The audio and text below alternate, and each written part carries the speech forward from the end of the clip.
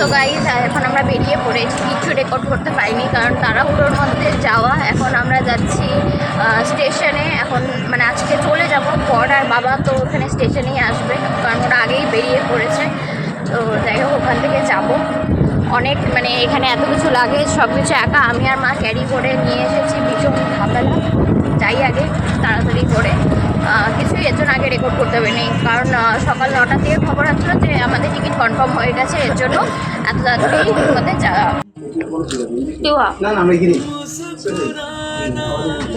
Platform number 2-তে train এসেছে।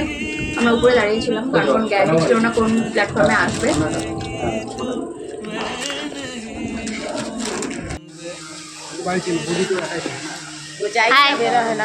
কি হলো? সারাক্ষণ ঘরের মধ্যে বসে বসে মোবাইল।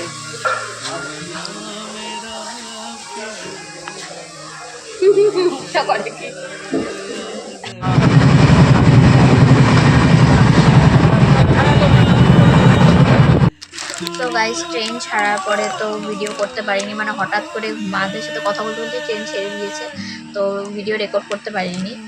মাঝে তো দেখালামই যেমন ছেড়েছিল, ওটার একটা হালকা ক্লিপস দিয়েছি, মানে একটা ছোট ক্লিপস দিয়েছি, হালকা বলছি। তা এখন ওদেরকে খেতে দেবো, খাওয়ার নিয়ে এসেছি যেগুলো তাড়াহুড়ো করে মা রান্না করেছে, ওদেরকে খেতে দিই এখন খাক, কারণ আমি তো বাইরে থেকে একটু খেয়ে এসেছি আর ওরা কালকে থেকে ভাত খায়নি। हर कदम तेरी ओर है, सांस है खुशबू भरी, हर रास्ता अब फूल है, कोई शर्त हो या दर्द हो, ये राबता कबूल। এগুলো আমি যেহেতু ট্রেনে জার্নি করব তাই এগুলো আমাকে বুনু আর আমার এক ভাগ্নি দিয়েছে এসব খাওয়ার জন্য, ও দিদিও দিয়েছে। হ্যাঁ, এখানে 3 জনের মিলে এতগুলো দিয়েছে আর এখানে এতগুলো সবকিছু সন্তোষরা দিয়েছে আজকে সকালে।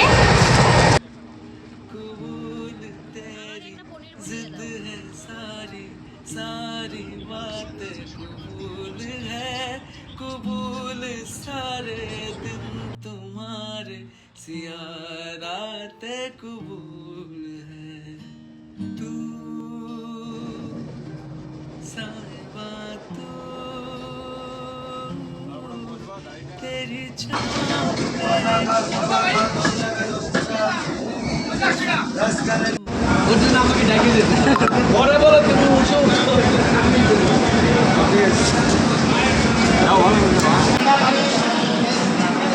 এই দাদারা আমাদের ভীষণ হেল্প করেছে আমাদের লাগেজ নামিয়ে দিতে। এত লাগেজ, যেহেতু নতুন সংসার আবার এখানে স্টার্ট হবে।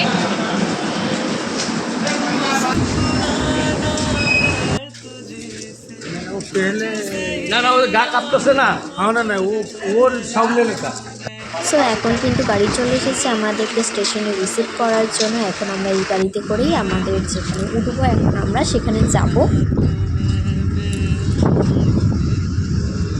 ওই দূরে যে ব্রিজটা দেখতে পাচ্ছ, সেই ব্রিজটা কিন্তু পুরোটা আমাদের ট্রেন ক্রস করেছে। কতটা বড় ব্রিজ দেখলে পরে বুঝতে পারবে। এখন কিন্তু আমরা চলে এসেছি কোম্পানির ফ্ল্যাটে। এখানে কিন্তু আমরা কিছুদিনের জন্য থাকবো, যতদিন অবধি না আমরা ভাড়া বাড়িটা পাচ্ছি। তো চলো এখন তোমাদেরকে জানিয়ে দিচ্ছি এখন আমরা কোথায় এসেছি। আমরা কিন্তু এসেছি উড়িষ্যার কটকে। এখানে কিন্তু আমার বরের ট্রান্সফার হয়েছে, তো এখন কিন্তু আমরা এখানেই থাকবো। আমার বর যেহেতু বাই প্রফেশন ইঞ্জিনিয়ার, তার জন্য কিন্তু আমাদেরকে এরকম নানা জায়গায় এক্সপ্লোর করতে হয়। মানে আমি তো বিয়ের পরে এই নিয়ে 2টো জায়গায় আসলাম, তার আগে আমার বর অনেকগুলো জায়গা ঘুরে ফেলেছে অলরেডি। আপাতত এই ফ্ল্যাটটিতে আমরা 5-6 দিনের জন্য আছি, পরবর্তীতে আবার ভাড়া বাড়িতে শিফট হব।